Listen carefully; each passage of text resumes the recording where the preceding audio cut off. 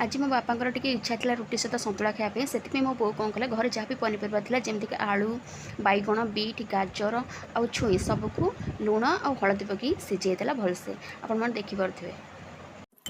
तापर मो बो कंचा लंका आउ रसुण को भलसे टे छेचीला पियाज को छेचीदेला देखिपे। कंचा लंका रसुण छेचा पियाज छेचा भूसंग कड़े तेल गरम होते शुखला लंका किछिटा जीरा छेचा होता पियाज छेचा रसुण और कंचा लंका जोड़ा देखा भूली जाती भूसंग पत्र हलदी धनिया गुंड ताको पकई भलसे टिके कषिदबा कि समय घोड़ाईदबा